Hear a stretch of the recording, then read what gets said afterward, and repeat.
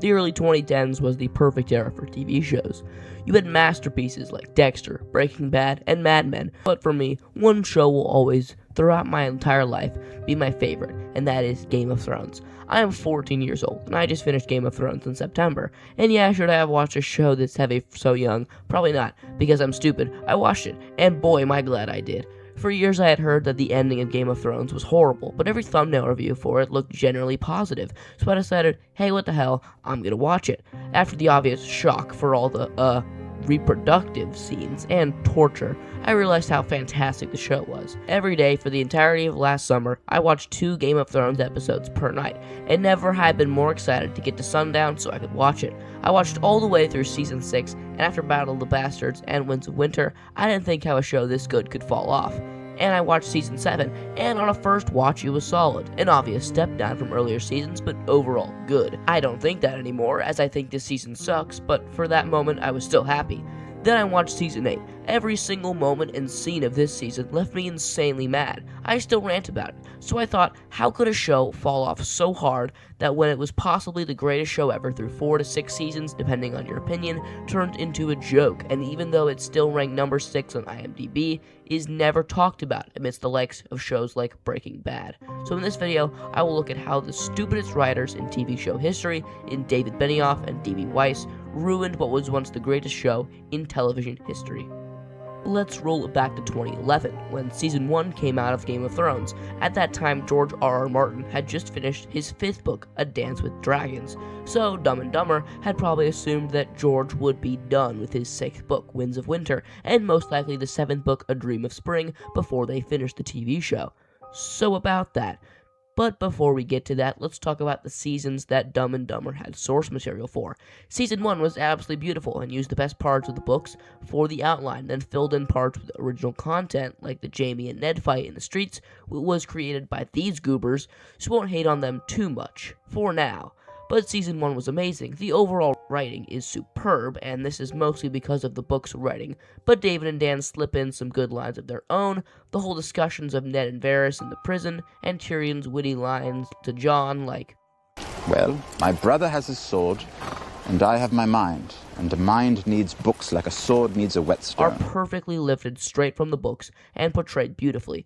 Every scene is layered with plot development, and you really can't turn on your phone for more than 3 minutes without missing some critical information.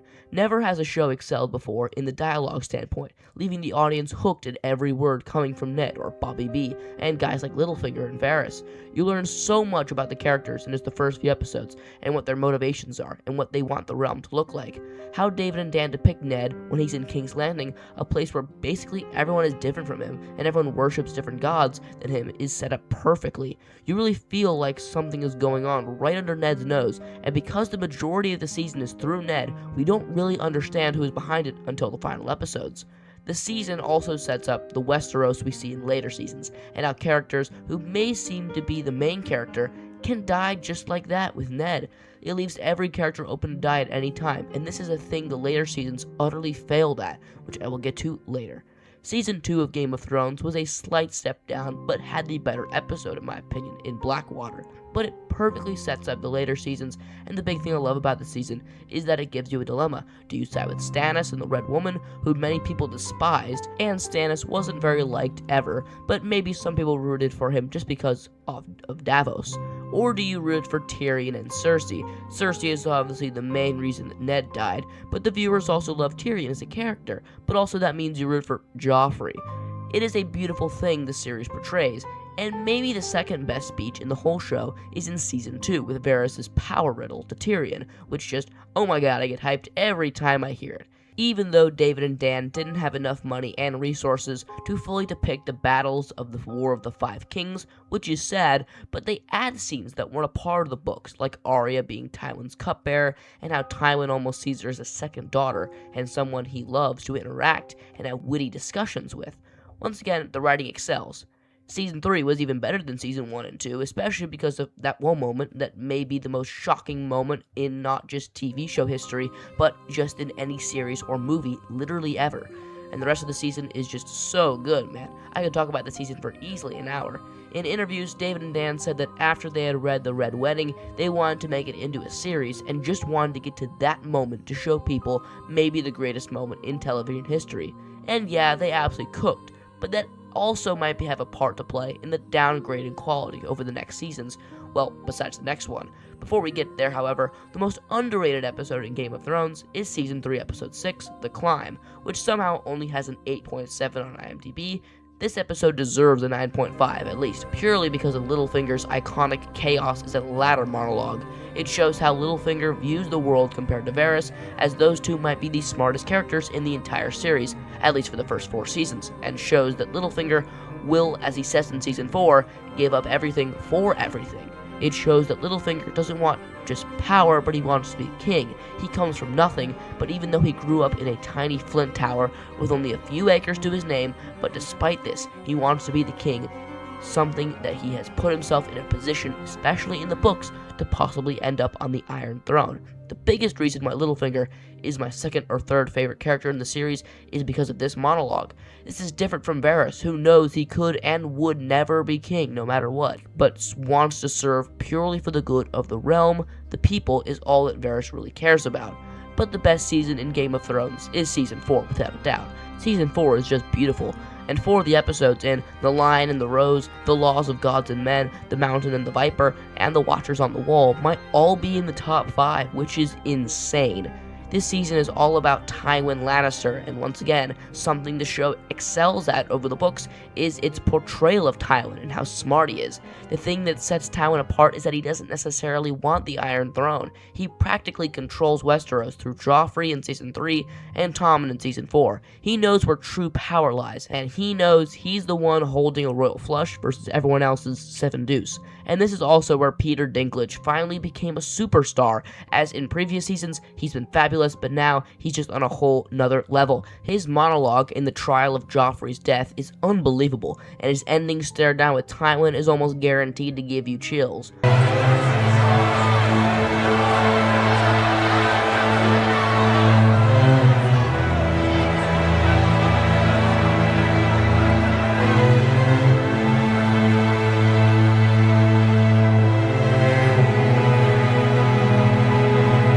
Also, the Mountain and the Viper battle scene is one of the greatest fights in TV history, and once again I will praise Season 4. The season builds up Oberyn Martell, who could only be played by Pedro Pascal, as he navigates King's Landing and seeks revenge for the death of his sister Elia Martell. Oberyn seeks vengeance by wanting to kill Sir Gregor Clegane, or the Mountain, as Oberyn believes the Mountain to have raped Elia, then killed her children before splitting her in half with his sword, and Oberyn wants vengeance against Tywin, who he believed ordered the Mountain to do those unspeakable acts to Oberyn's sister. During the amazing scene where Oberyn declares to Tyrion that he will be his champion, he says that he has come to the perfect place to enact his revenge, and that he will start with Sir Gregor, who will be fighting for Cersei in the trial by combat that will decide Tyrion's fate. The whole battle scene is unbelievable, with Oberyn's speed and agility giving him the edge and stabbing the Mountain through the chest. Unfortunately, while he gloats and tells Sir Gregor to admit to his crimes, the Mountain sweeps him off his feet and proceeds to, well, and the fact that Tywin is so calm after the killing, portraying that he is no stranger to these types of things. And this season, I didn't think it could get any better, and I was very, very right. Season 5 sucks, besides Hardhome, obviously, but Season 5 just sucks, man. All the plot lines get dumber, like the Dorne plot line might be the dumbest thing I've ever seen in my life. I mean, how did everyone just turn on Doran Martell in 5 seconds? And maybe the worst line in the show's history is uttered. You want a good girl, but you need a bad pussy. Oh god, it's so bad. Also, do you remember what Oberyn said in Season 4? We don't hurt little girls in Dorne. Yeah, well, they just decided to kill Myrcella because, why not? The whole Myrcella death just feels implemented only for shock value, after she had confessed to Jaime that she knew he was her dad, and she was okay with that. But contrasted with how well the Red Wedding worked, this did not. It is purely implemented to stun the audience with no brain power behind it. It's like Barristan's death in Season 5 as well, because, oh boy, In the books, Barristan has survived through Book 5 and is still beside Daenerys protecting her. So when Dumb and Even Goddamn Dumber had written into the script Barristan's death, the actor for Barristan, Ian McKellen, who was an avid book reader, told the writers that this may not be a good idea to stray away from the source material and keep more in line with the books. Of course, the writers immediately fixed their mistake, gave Ian a kiss on the cheek, and kept him alive. At that moment, I was, of course, using an advanced technique called lying, as they, of course, didn't do that and openly admitted that because Ian said that, they then logically wanted to kill him more. What the hell, D&D? What was that? Instead of stupid plotlines, they could have implemented Aegon Targaryen, or Young Griff, and how that shaped up Westeros, or I guess Essos as well, because it's a huge piece of the 5th book. It's from this point that Dumb and Dumber really stopped bringing new characters into the story. No new characters are added, and when they are, oh boy, it's awful. And then at this point in the series, the greatest fighter in Westeros and the greatest war strategist in the Seven Kingdoms doesn't even have his armies in formation when Ramsay and the Bolton army charges them. And this season begins the absolute butchery of the characters of Littlefinger as he marries Sansa off to Ramsay Bolton, which literally has no positives for him. Literally zero. I don't understand how Dumb and Dumber thought this was a genius move by Littlefinger, or they might be trying to portray him as not as smart as he's cracked up to be, which is just stupid, as Littlefinger is much smarter than that. I will always remember Littlefinger as the chaos is a ladder Littlefinger. I think from here was at the point where even though Dumb and Dumber had books to work with, they decided to do their own thing because they thought they were like that. They were not. This is also the point where the writing in early seasons was witty and always had the undermining backstabbery feel. Now it's all cock jokes from here on out. Tyrion is insanely dumbed down in the seasons to come. The jokes almost never hit. It was at this point that Dumb and Dumber had run out of source material. This is mainly blame on George R. R. Martin, as to this day, he has not even put a release window for Winds of Winter. It's been 14, almost 15 years, George. Please, I'm begging you. Winds of Winter may very well be the most bought book in the history of the world when it releases. Yes, it is this hyped up. I am currently in the midst of reading A Song of Ice and Fire, and so far it's been a blast. So please, George, just finish the books. Season 6 was another drop in quality, although maybe because I'm stupid and gullible, but I really love The Door and The Battle of the Bastards, as well as Winds of Winter. I genuinely was stunned after watching the Great Sept Explosion. I think I had to take a 20-minute break and a lunch break before resuming the episode, but the parts with the Waif and Arya and Braavos are absolutely terrible. Oh my god, it's just awful. How do you survive a stab wound to the chest, then swim through a muddy canal, then immediately fall down like 50 steps, and then just run away, still with a gaping stab wound in her gut? Almost every single scene is so devoid of logic, I can feel George R. R. Martin throwing up into his toilet after watching the later seasons, seeing what his once beautiful and intricate story had become. The problem lied mainly with David and Dan, who had become the main producers, not really getting help from anyone else.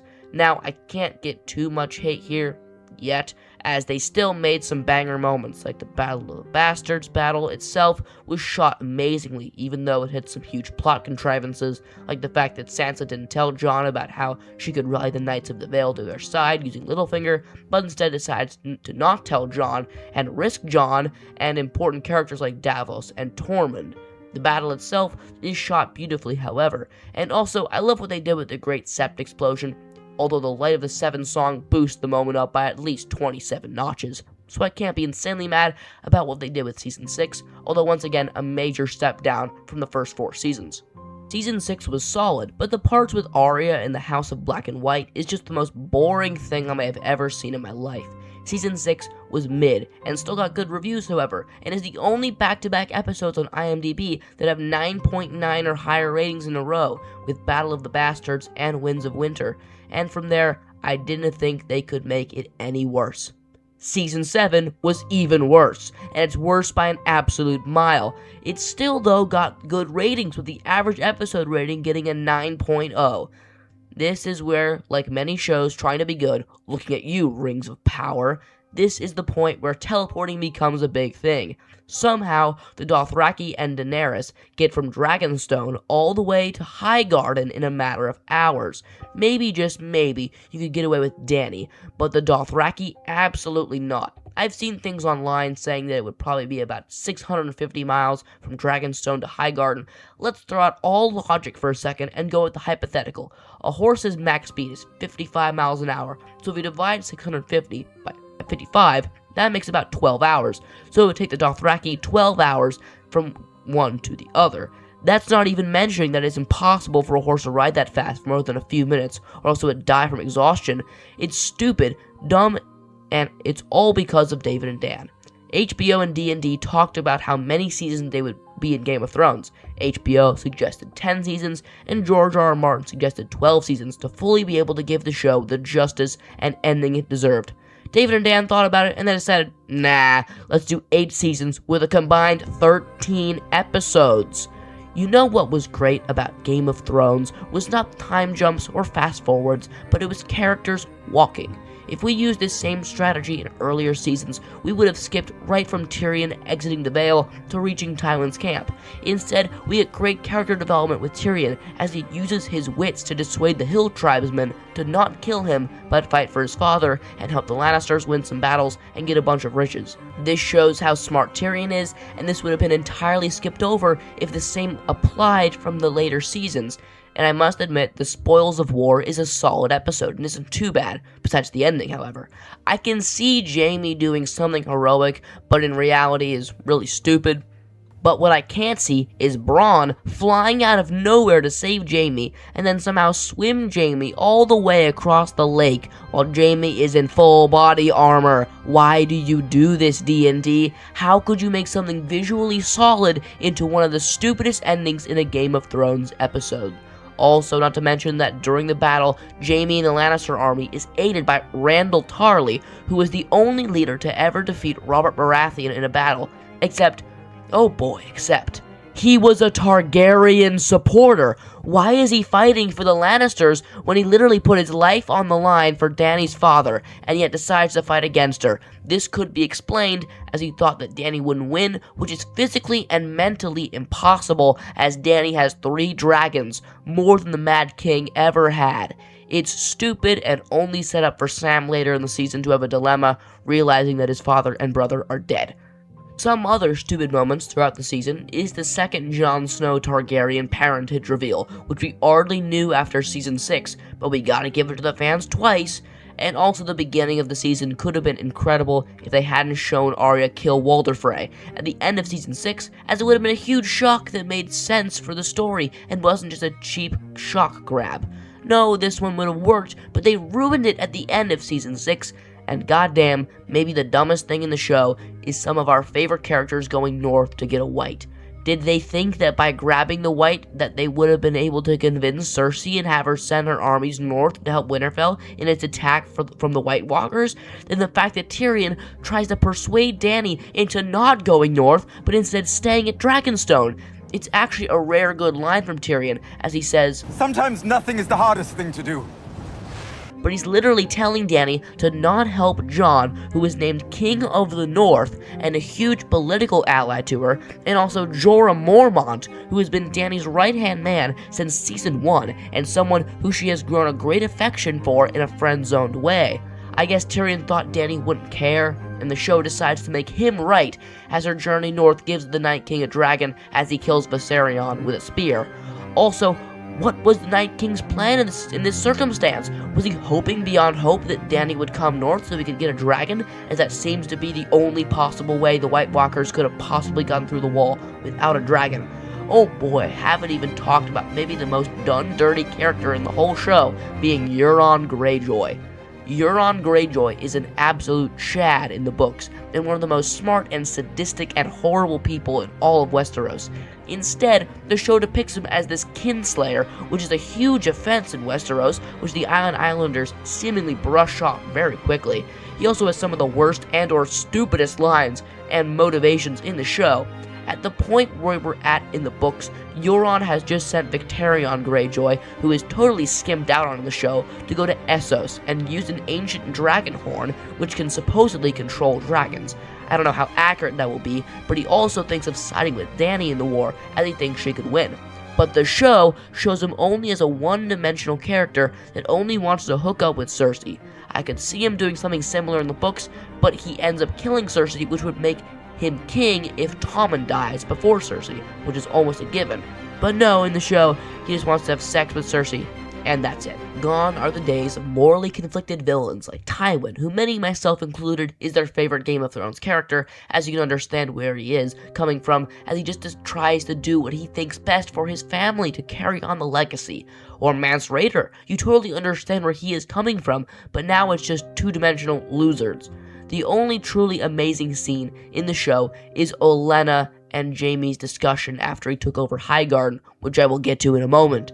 Diana Riggs absolutely carries this scene as her line delivery is damn near perfect. Then her revealing to Jaime that it was her who killed Joffrey, and as he has already given her the poison, she doesn't have anything to lose. Although the only reason that they are having this conversation is somehow Jaime stormed Highgarden and killed all the Tyrell soldiers in the blink of an eye, even though they had a huge army, and we only see this tiny courtyard with dead soldiers. We are just told the Lannisters won. Once again, very, very devoid of logic. And also, maybe an even dumber conflict is Jaime and the Freys trying to take over an important castle from the Blackfish. The Freys bring out Edmure Tully, who they try to use as a bargaining tool to try to have the Blackfish give up the castle. If you didn't know, House Tully's motto, as all great houses have, is family, duty, honor, which obviously means that the Blackfish will try to do everything in his power to save his nephew. I'm completely joking, as he tells the Freys to piss off. This could be interpreted as he knows the Freys won't kill Edmure, but he comes off as so uncaring for a member of his family, who he should be proactively trying to save. This season was so devoid of logic, and even mentioned half the stuff I could have, like Gendry somehow running from the other northern dudes to the wall in like a couple of hours, but I'll end it with this.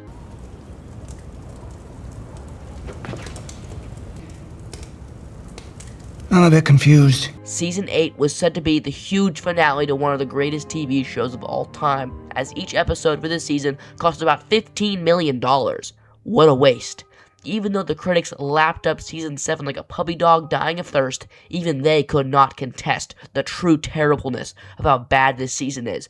The literal first line of the season is Tyrion making yet another cock joke to Varys, which is just so beautifully sets the tone for how god-awful this season will be. Because Dumb and Dumber decided to only have 6 episodes to both wrap up the North storyline with the Night King and Winterfell, but also the King's Landing storyline, and also Jaime, Brienne, Dany, and many other characters need to all have their stories wrapped up in just 6 episodes, which is way too little time. And besides, one every episode in the season is in the top 10 for worst episodes in the entire series. God damn, man. Besides one, they are some of the most depressing things I've ever watched. Watching it for the first time, I legitimately felt nothing. I was so devoid of emotion, because I was so stunned at how such a great show fell into the bottomless pit that is bad writing, and no, Littlefinger, there is no ladder to climb out. This whole time, I haven't really talked about easily the worst storyline, and that is Bran's. This story is easily the worst and the most boring, as Bran lets the three-eyed raven basically kill him and possess his body for the good of the realm. One thing I love about the books is most likely in Winds of Winter, there will be some conflict between Bran and the Three-Eyed Raven, and Bran might realize, hey, the Three-Eyed Raven maybe is the true villain as it wants to control the realm. There are 3 storylines for specific characters in this season that both make sense for the character and is a nice end for them. The first and best is easily the Hound, and his showdown with the Mountain at the end of episode 5. It is a nice monologue when he tells Arya to not let hate and revenge dictate her life as it has consumed him. Although Arya is like 50 feet away from Cersei, a person who she has desperately wanted to kill for at least, 8 seasons. But hey, at least we get to see the Hound and Mountain falling out of the Red Keep into a pillar of fire, a very fitting end for these characters. The second one is Theon, who is a very fitting end defending Bran, a child who he had faked killing. It's very fitting seeing Theon die from the Night King with his last effort doing good in the world, repenting for all the mistakes he made in his life. It actually almost brought me a tear to my eye, but then Arya pulled a Batman, so that turned my tears into vomit. And the third is Brienne, as even though it's stupid writing that Jaime leaves, but it makes sense for her character to be knighted and become Lord Commander of the Kingsguard, and even though the story is stupid, seeing the last line of Jaime's page being, "He died defending his queen," is always sweet. although it's always painful seeing her close the book with the ink still fresh. Oh god, it hurts. For every good thing in this season, 100 awful moments replace it. The whole Arya killing the Night King is so stupid, as this should be Jon's arc. His entire arc is based on fighting the Night King, especially after Hardhome. But no, we got Batman Arya flying in, and somehow a single stab is enough to kill the first White Walker. What a stupid ending. Oh, and I almost forgot, maybe the saddest moment in the season is Jorah's death. Goddamn man, it hurts. Jorah is my second favorite character in the whole story, just because he puts desire aside and he helps out his queen whenever he can. And it's always nice seeing him call Daenerys Khaleesi every single time. It brings the viewer back to a time where Dany was wife to Khal Drogo and queen of the Khalasar when she was just starting out in the Game of Thrones. Let me slow it down for a second and just talk about absolutely stupid things in the season. A big one is easily The Long Night, as this whole episode is horrible, and it starts with the Army of Good, for some reason, decides to make their trebuchets in front of their army, meaning that you can only use them once, instead of putting them inside the castle so that you can use them significantly more than if you put them in front of your army. And also, having the Dothraki charge the Army of the Dead is also stupid and gets them all killed. But I forgot, they have a respawn point because a gigantic group of them are at King's Landing when Dany takes over. And also, why in the flying frick does Jon not like the trenches when he is literally on Rhaegal right next to them? But no, we have to have this climactic moment where Melisandre lights them at the last moment, and every character has gallons of plot armor just being dumped on them at every moment. Just a few major characters like Jorah, Beric, Ed, and Theon all die. Besides that, literally no one else dies, even though they are surrounded by dozens of whites. And my biggest pet peeve of the whole thing is the goddamn lighting is awful. In night battles, scenes like Helm's Deep in cinema, there is an aspect called unnatural light. It's light that does not have a source in the world and is there to help the audience see, and it doesn't take away from the battle. But in The Long Night, it's literally pitch black and insanely hard to see what is truly happening. My guess is Dumb and Dumber really wanted that one shot with the Dothraki getting met head-on out of the darkness by the whites, but, man, just make the whole battle visible instead of relying on the viewers guessing and vaguely seeing the characters. The battle overall sucks and isn't too interesting, as we just see our favorite heroes fighting off hundreds of whites, something that is just so unrealistic and stupid. And of course, the ending with Viserion somehow not melting the rock Jon hides behind, even though he literally destroyed the goddamn wall. Also, the Night King doesn't use Viserion much. It's as if the Night King using his dragon more, the battle would be not close. But we couldn't have that. And the ending is even stupider, with the Night King ominously walking through Winterfell up to Bran, and then gets jumped by Arya, as we have no clue where she even could have been coming from, and then drops her knife to her other hand and stabs the Night King, killing him, and cementing this as one of the worst things I've ever seen. Somehow, this episode got a 7.5 on IMDb, which makes no sense, but even the dumb fans couldn't mind wipe themselves to think it was good. Episode 4 is just awful, and very underrated as possibly the worst episode in the whole show. But I think it's the second worst, mainly because of the stupid resolve of Jaime and Brienne, together with Jaime leaving to go back to his abusive girlfriend, which he has spent a whole season getting away from, and of course Rhaegal somehow being sniped 3 times by Euron, which unless he has aimbot on those scorpions makes no sense. And of course, that's when Dany and part of her army come to parley with Cersei. For some reason, Cersei doesn't just Scorpion Drogon, as he is literally right there, which is a stupid move by Dany to have him not far away. Cersei can literally kill them all by aiming a Scorpion at Drogon and a Scorpion at Dany, and it is over. No bloodshed, no fire, Cersei and her child lives. Because Dumb and Dumber don't have 2 brain cells to share between them, she doesn't do any of this and consoles herself that somehow they will be able to stop Dany. And of course, episode 5, Dany lays waste to the Scorpions and Golden Company, as apparently the Scorpions forgot to work and shoot at Drogon. After Dany's destruction, Jaime has managed to ring the bells, which was shown in Season 2 to not mean surrender, but that of course changes. The whole entire show has been Dany trying to take over Westeros, and on this journey, her major thing is to be the leader of the people, be the person the common folk would love as their queen. She wants to break the wheel of tyrants of Westeros and be the queen of the people. But, Now she really hates the common people, and instead of just killing Cersei at the Red Keep and becoming queen and the majority of the people liking her, she destroys King's Landing and all the people there. Why? What did the common folk do to deserve destruction? Sure, she may be mad because of Missandei's death, but how is this on the common folk?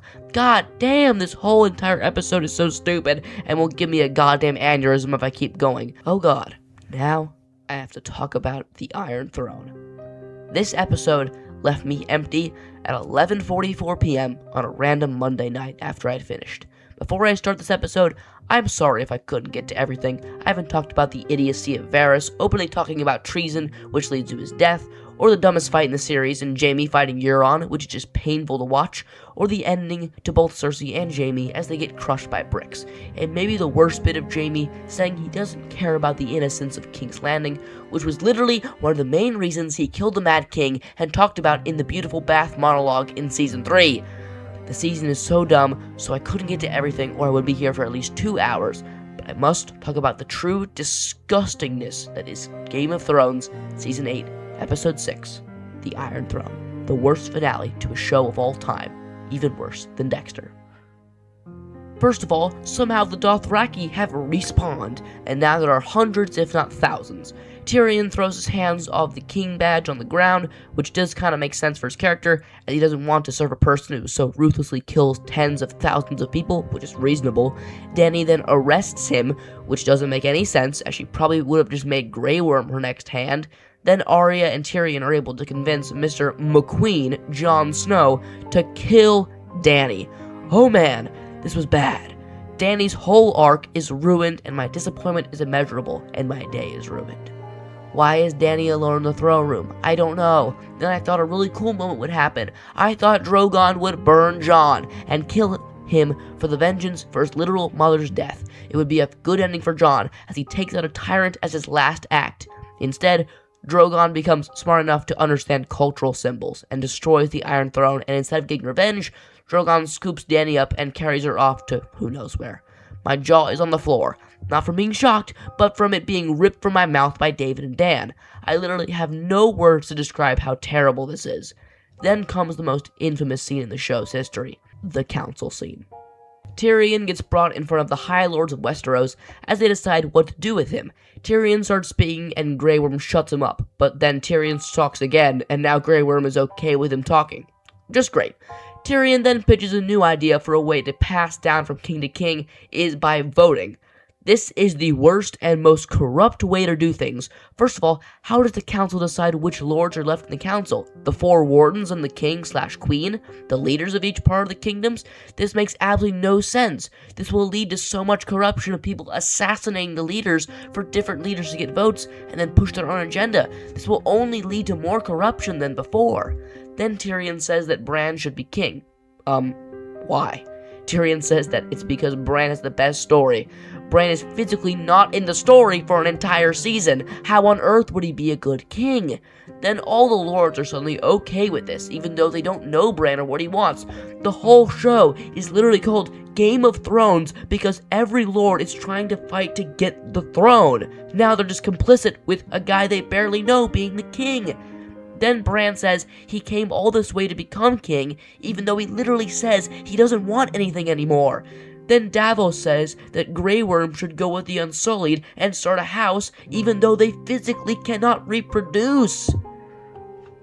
And why is nobody calling for Gendry to be king, as he got named a Baratheon by Dany and named ruler of Storm's End, which literally makes him the heir to the throne? Before I have an aneurysm, I have to wrap it up. Somehow Grey Worm doesn't kill Jon, even though he killed Grey Worm's queen. Somehow Tyrion is then named Hand of the King. Why? The whole council meeting makes me want to go gouge my eyes out. And Jon goes north through the wall, even though there are no White Walkers left, and he goes beyond the wall with the wildlings. Never in my life have I seen a worse downfall of a show than Game of Thrones. The first 4 seasons showed wit and smarts and beautiful and tactical political maneuvers. But as it went along, the writing fell off Mount Everest. Once beloved characters became one-dimensional and dull. If I saw Dumb and Dumber right in front of me, well, let's just say I'm using my Second Amendment rights. The greatest show I have ever and will ever see, at the end, leaves me with nothing inside but a bottomless pit. Thank you for watching this different video on this channel, and to my regular viewers, there will be a Dinosaur Revolution review coming soon, and I hope you like this deep dive into the fall-off of Game of Thrones. If you haven't already, please like and subscribe, and I'll see you all next time on Raptor Rex Productions. That's all, folks.